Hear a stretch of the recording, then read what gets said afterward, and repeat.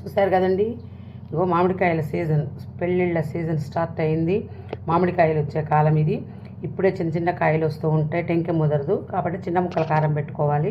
ఇదే స్టార్టింగ్ అనమాట, ఇప్పుడే ఈ ఇయర్కి ఇది స్టార్ట్ అనమాట.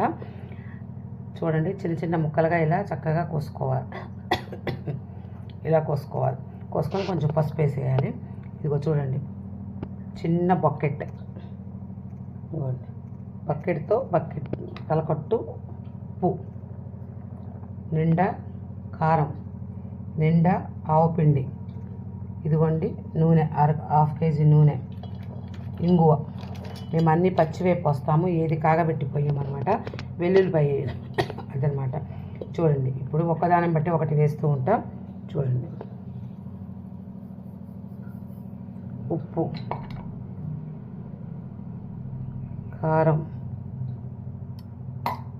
ఆవుపిండి పక్కా కొలతలతో అనమాట.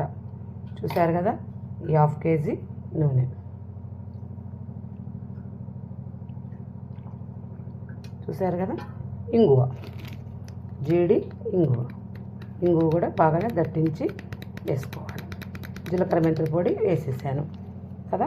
ఇప్పుడు చక్కగా కలిపేసేసుకొని బాగా అదిమి పెట్టుకుంటే మంచిగా తేలుతుందండి. ఈ మీరు ముక్కల కారం సీజన్లో ముక్కల కారం ఎలా పెడతారనేది కామెంట్ రూపంలో చెప్పండి. ఎందుకంటే మేమైతే ముక్కల కారం ఇలానే పెట్టుకుంటాం, వెల్లుల్లిపాయ వేసుకోము, ఇలానే చిన్న చిన్న ముక్కల వరకు పెట్టుకుంటాం అనమాట.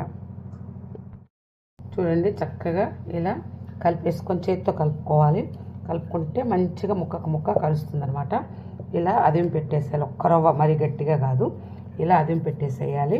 చూడండి, ఎంత ఎర్రగా ఎంత చక్కగా గుమ్మ గుమ్మ గుమ్మ గుమ్మలాడుతుంటుందండి. వెల్లుల్లిపాయ వేసిన దానికన్నా కూడా ఇంగువ వేసింది చాలా టేస్టీగా మంచిగా ఉంటుంది. ఇంకో పైనుంచి కూడా ఇంకొంచెం నూనె వేస్తున్నాను. ఇది మనకి మధ్యాహ్నం కల్లా చక్కగా పైకి తేలుతుందండి. సూపర్ అంటే సూపర్గా ఉంటుంది. రాత్రికి ఒక ముద్ద అన్నం కలిపేసి మీకు చూపిస్తే ఎలా ఉందనేది.